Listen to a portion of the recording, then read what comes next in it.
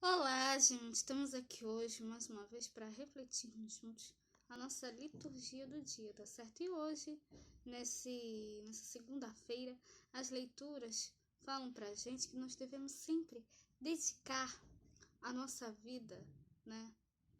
A oração, a pregação, né? Nós devemos sempre, né, dar testemunho do Evangelho de Cristo, dar testemunho da palavra de Deus, né? Então, que nós possamos sempre, né, cada vez mais fazer o bem a todos, né, e ter fé em Deus, porque Ele sempre quer o melhor para a gente.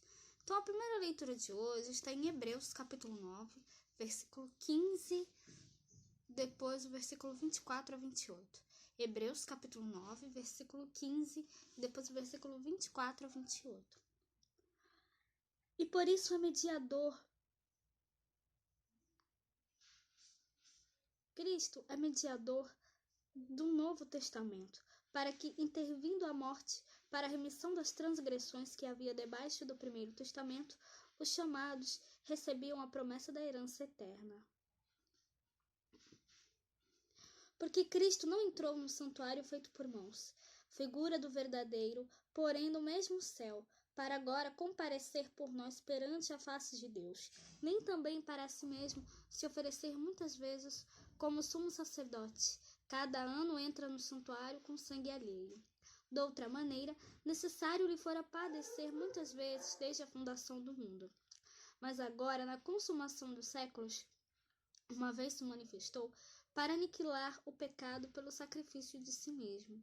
E como aos homens está ordenado morrerem uma vez, vindo depois disso o juízo, assim também Cristo, oferecendo-se uma vez para tirar os pecados de muitos, aparecerá a segunda vez, sem pecado, aos que o esperam para a salvação. Então, essa primeira leitura, né, fala pra gente justamente, né, que Cristo, ele veio para salvar a humanidade, né? Ele veio salvar a humanidade dos pecados, né? Ele, né, é o mediador da nova aliança, né? Então, a nova e eterna aliança. Então, que nós realmente possamos sempre, cada vez mais, dar testemunho da sua palavra, dar testemunho, né, da palavra de Deus, dar testemunho do Evangelho de Cristo, né? E que nós também não possamos nos arrepender das nossas faltas, dos nossos pecados e renascer, como se fala aqui, para uma nova vida em Cristo Jesus. Que nós possamos ter esse encontro pessoal com Cristo na nossa vida, tá certo? E agora, falando do Evangelho, hoje ele está em Marcos, capítulo 3, versículo 22 a 30. Marcos, capítulo 3, versículo 22 a 30.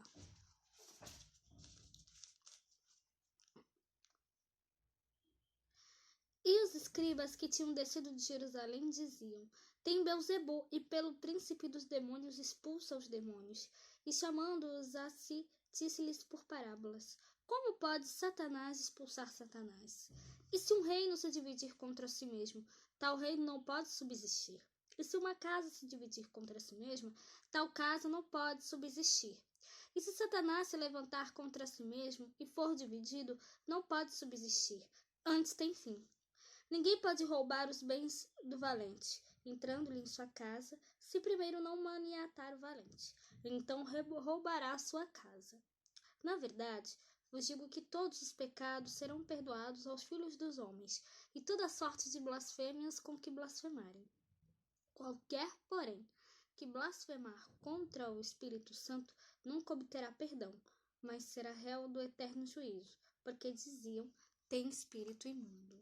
Então, essa leitura do Evangelho, né, mostra pra gente, né, que alguns doutores da lei, né, alguns escribas, eles chegaram, né, e começaram a fazer, né, uma campanha de difamação, né, infelizmente, né, eles queriam, né, desqualificar, né, toda a atividade de Jesus, né, dizendo que ele tinha um Beelzebu dentro dele, né? Então, olha dizer que Jesus tinha um pacto com Satanás, né? Essa acusação dos escribas, dos fariseus, era muito grave, né?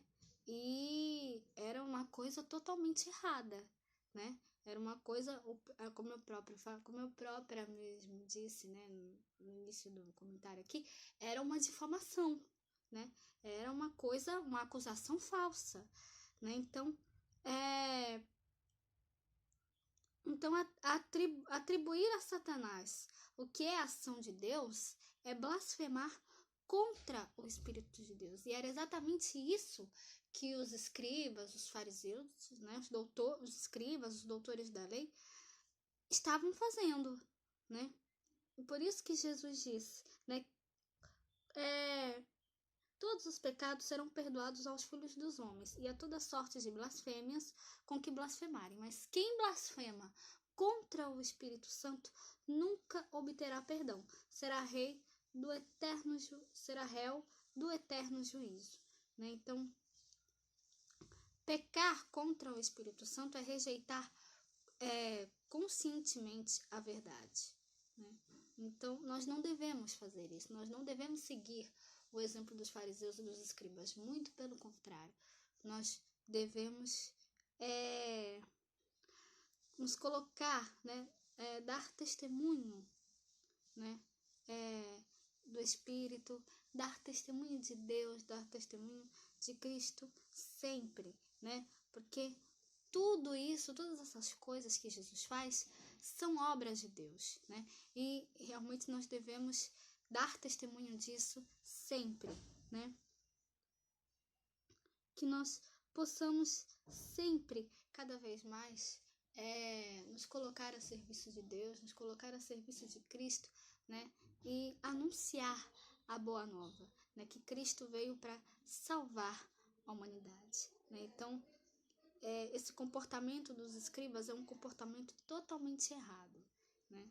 Então, que nós realmente possamos refletir isso sempre cada vez mais, né? Que nós possamos abraçar, acolher, né, a missão de Jesus sempre na nossa vida, tá certo? Então, era isso que eu tinha para falar para vocês hoje, né? Muito obrigada a todos por curtirem, por comentarem.